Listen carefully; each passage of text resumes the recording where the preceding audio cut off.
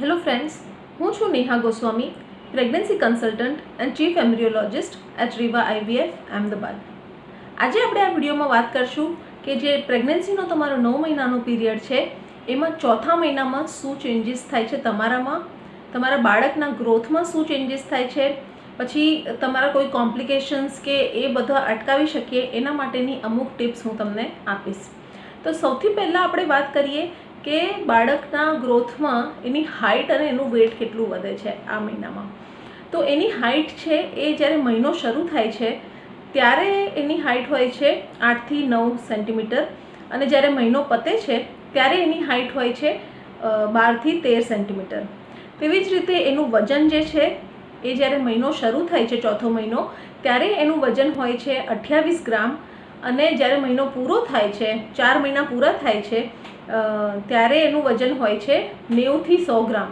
એટલે તમે જોયું કે આખા જે પાછળના જે 3 મહિના હતા, ફર્સ્ટ ટ્રાઇમેસ્ટર જે હતું એમાં વજન એટલું નહોતું વધ્યું, 23 ગ્રામ સુધી જ વધ્યું હતું. પણ આ મહિનામાં 90 થી 100 ગ્રામ તમારું બાળકનું વજન વધી શકે છે. એટલે એનો ગ્રોથ એટલો ફાસ્ટ થઈ ગયો છે ને કે ધીમે ધીમે એનું ગ્રોથ અને એનું ડેવલપમેન્ટ વધી જ રહ્યું છે વિકાસ તરફ. હવે આપણે વાત કરીશું કે એના ઓર્ગન એટલે કે એના અંગનું ડેવલપમેન્ટ કેવી રીતે થઈ રહ્યું છે. તો સૌથી પહેલાં આપણે એના માથાની વાત કરીએ, હેડની વાત કરીએ. તો ત્રીજા મહિનાના એન્ડ સુધી એનું માથું આમ બેન્ડ એટલે કે આમ વળેલું જ રહેતું હતું. પણ હવે આ મહિનાથી એનું માથું છે એ સ્ટ્રેટ થવા માંડશે, આમ સ્ટેડી રહેવા માંડશે. એટલે એને આ જે સ્પાઇનલ મસલ જે હોય છે એ એના સ્ટ્રોંગ થવા માંડશે, જેના કારણે એને માથું સીધું રાખતા આવડી જશે. એના કારણે પછી ધીમે ધીમે એ મૂવમેન્ટ પણ કરી શકશે. પછી આવે છે એનો ફેસ. તો ફેસમાં આપણે જ્યારે ત્રીજા મહિનામાં બાળક અગર જોઈએ સોનોગ્રાફીમાં તો એની આંખો આમ હોય છે, પણ આ મહિનામાં એની આંખો નાકની નજીક આવવા માંડશે. પછી એના જે કાન છે એ એની જગ્યા ઉપર સેટ થવા માંડશે અને એવી પહેલાં જે બાળક આમ એલિયન જેવું લાગતું હતું એ હવે માણસના બાળક જેવું લાગવા માંડશે. એના પછી વાત કરીએ તો એના ફેશિયલ એક્સપ્રેશન એટલે કે એના ફેસ ઉપરના એક્સપ્રેશન આવવાનું શરૂ થશે. જેમ કે ક્યારેક સેડ મૂડમાં હશે, ક્યારેક હેપી મૂડમાં દેખાશે અને ક્યારેક તમે જોશો તો સરપ્રાઇઝિંગ મૂડમાં પણ દેખાશે. એટલે કે આ બધું જ્યારે આપણે સોનોગ્રાફી કરીએ ને ત્યારે આમ થોડુંક આમ આઈડિયા આવતો હોય. તો આવું બધું એનું દેખાશે. તો સાથે સાથે એને બહાર આવીને પણ જે કરવાનું છે એની પ્રેક્ટિસ અત્યારથી ચોથા મહિનામાંથી જ કરવા માંડે છે. જેમ કે એને સ્વેલોઈંગની પ્રેક્ટિસ, સ્વેલોઈંગ એટલે કે ગળવાની પ્રેક્ટિસ કરે છે. પછી સકિંગ મુવમેન્ટ એટલે કે આમ આપણે જે સક કરીએ છીએ, આમ કરીને આપણે કરીએ છીએ તો એ સકિંગ મુવમેન્ટ પણ અહીંયા ચોથા મહિનામાં જ શીખી જાય છે. અને બ્રીધિંગ પ્રેક્ટિસ પણ એ આ મહિનામાં શરૂ કરે છે. એને એવી રીતે બધી પ્રેક્ટિસ જે બહાર આવીને કામમાં લાગવાની છે એ આ મહિનામાં જ ચાલુ કરી દે છે. સકિંગ પ્રેક્ટિસ, સ્વેલોઈંગ પ્રેક્ટિસ અને બ્રીધિંગ પ્રેક્ટિસ. તો આ બધું કરે એટલે બાળકને ધીમે ધીમે એનું એક્ટિવિટી અંદર ચાલતી જ હોય અને એના કારણે જ એનો ગ્રોથ એટલો સરસ રીતે થતો હોય છે. અને એના બધા મસલ્સ એટલા સારી રીતે કામ કરે છે કે જેના કારણે એને આ બધી મૂવમેન્ટ કરવામાં ઇઝી થઈ જાય છે. અને ઇન્ટેસ્ટાઇન જે છે એમાં પણ જે એન્ઝાઇમ છે એ બધા રિલીઝ થવા માંડે છે અને આરામથી એનું જે સ્ટૂલ પાસ થવાનું હોય છે એની પણ પ્રક્રિયા બનવા માંડે છે. સ્ટૂલ પાસ નથી થતું હમણાં, પણ એની પ્રક્રિયા રેડી થવા માંડે છે. તેવી જ રીતે જ્યારે બાળક સૂતું હોય છે તો એને આ જ મહિનામાં એને એના આઈનું મૂવમેન્ટ પણ થવા માંડે છે. આંખો ખુલતી નથી પણ એને આમ સાઈડમાં અને એવી રીતે લઈ જતા એને આ મહિનામાં શીખી જાય છે. પછી બાળક જ્યારે સૂતું હોય છે ત્યારે પણ એને સંભળાય છે. એટલે એના વોકલ કોર્ડ, સાંભળવાની શક્તિ, બોલવાની શક્તિ એ આ મહિનામાં ખીલે છે. એટલે મહેસૂસ કરવાની શક્તિ પણ આ મહિનામાં જ એની ખીલતી હોય છે. એટલે કે ભલે એ એના પેટમાં હોય છે પણ એને હવે એને એક ટાઈમ નક્કી થઈ ગયો છે, સૂવાનો ટાઈમ નક્કી થઈ ગયો છે, ઉઠવાનો ટાઈમ નક્કી થઈ ગયો છે. આ બધી જે મૂવમેન્ટ્સ કરવાનો ટાઈમ છે એ બધું પણ આ કરતો હોય છે બાળક. અને અગર તમે બહુ જ અવાજવાળી જગ્યાએ જાઓ છો તો પણ એ ડિસ્ટર્બ થઈ જાય છે એની ઊંઘ. એટલે એને આ બધી હવે ફિલિંગ આવવા માંડી છે. તેવી જ રીતે અગર તમે બહુ જ લાઇટવાળી જગ્યાએ બેઠા હોય કે પછી બહુ જ અંધારામાં બેઠા હોય તો એ પણ એ મહેસૂસ કરી શકે છે. તો આ બધી વાતો બાળકમાં ખીલે છે. અને તેવી જ રીતે એની સ્કિન જે છે તો એની સ્કિન ટ્રાન્સપરન્ટ એટલે કે આરપાર તમે જોઈ શકો એવી હોય છે.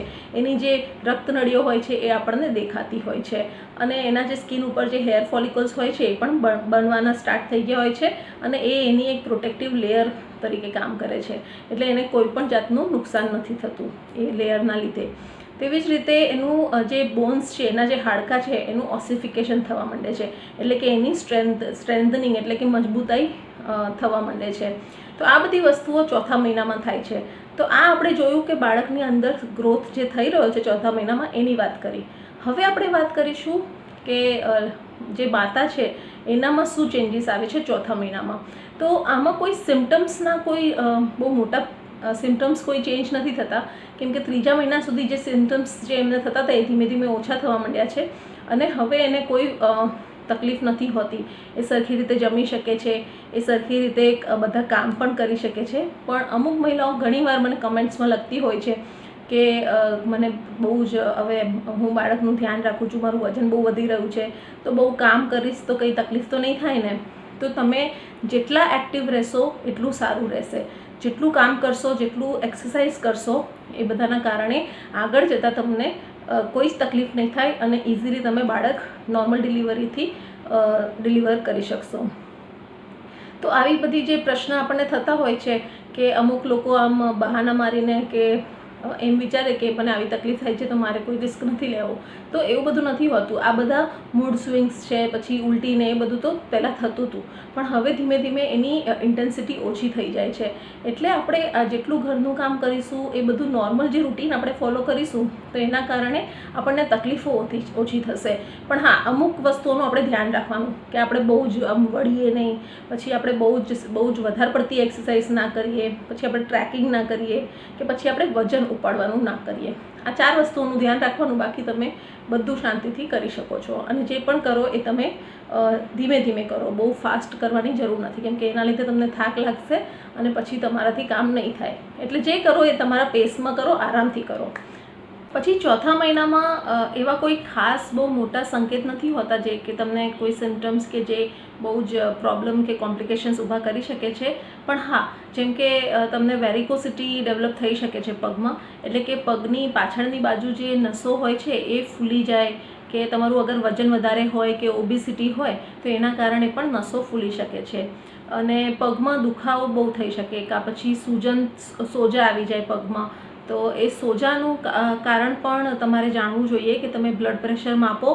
અને બ્લડ પ્રેશર અગર તમારું નોર્મલ હોય તો તમારે તમારા જે અગર સોજા આવતા હોય તો જ્યારે તમે આરામ કરો છો કે જ્યારે તમે સૂવો છો ત્યારે પગની પોઝિશન થોડી આમ ઊંચી રાખવાની. એટલે પગની નીચે તમે ઓસિકા મૂકીને કેવી રીતે પગની પોઝિશન ઉપર રાખશો તો એના કારણે પણ સોજા ઓછા થઈ શકશે. અને દરરોજ એક નારિયેળ પાણી પીવાનું રાખવાનું. અને કંઈ પણ એવું સોજા જેવું લાગે તો તરત જ બ્લડ પ્રેશર માપી લેવાનું. તો જ્યારે પણ આપણને પગની તકલીફ કે એવું કંઈ હોતું હોય છે તો એનો સંકેત આપણને કેવી રીતે મળે? તો જ્યારે પણ તમને સોજા આવે છે તો સૌથી પહેલાં તમને તમારી જે ચપ્પલ દરરોજની પહેરતા હોય તો એ ચપ્પલ તમને ટાઈટ પડવા માંડે. તો જ્યારે પણ આપણી પ્રેગ્નન્સીમાં આપણને આવા સોજા આવવાના શરૂ થઈ જાય તો ત્યારે જ આપણે ડૉક્ટર ચપ્પલ આવે છે ઓર્થોરેસ્ટ નામની, એ તમને મેડિકલ સ્ટોરમાં કે કોઈ પણ જૂતાની દુકાન હશે ત્યાંથી મળી શકે છે. તો ઓર્થોરેસ્ટ ચપ્પલ પહેરવાથી તમારું બેલેન્સ સરખી રીતે મેન્ટેન થઈ શકશે, તમને પડવાની કે એવી કોઈ બીક નહીં રહે. અને એડીમાં અગર તમને કોઈ દુખાવો હોય તો એ પણ તમારો ઓછો થઈ જાય છે, કાં પછી સાવ જતો રહે છે. તો એ ચપ્પલ બહુ જ સારી હોય છે જે તમારી થ્રુ આઉટ પ્રેગ્નન્સીમાં તમને બહુ જ કુશન આપશે અને શાંતિથી તમને પગમાં સોજા કે એ બધી તકલીફોથી પણ દૂર રાખશે. પછી ચોથા મહિનામાં ચક્કર પણ બહુ આવે છે. તો ચક્કર આવે તો એને કેવી રીતે સાચવવું?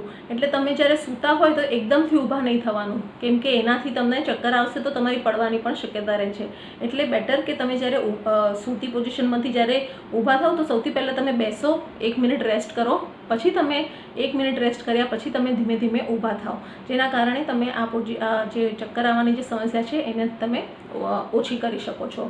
તેવી જ રીતે આપણે આપણા ડાયટનું બહુ ધ્યાન રાખવું જોઈએ, કેમ કે આપણે શું ખાઈએ છીએ, વિટામિન રિચ ખાવાનું જમીએ છીએ, પ્રોટીન ખાઈએ છીએ, કાર્બોહાઈડ્રેટ ઓછા લઈએ છીએ, તો એ બધું બી ધ્યાન રાખવાનું, કેમ કે બાળકનો ગ્રોથ ખૂબ ફાસ્ટ થઈ રહ્યો છે અને એને ન્યુટ્રિયન્ટ્સની ખૂબ જરૂર પડશે. અને અગર આપણે વિટામિન સપ્લિમેન્ટ્સ કે વિટામિનવાળું જમીશું નહીં બરાબર, તો એ આપણા અંદર જે પણ પોષણ છે એ બધું આપણામાંથી લઈ લેશે.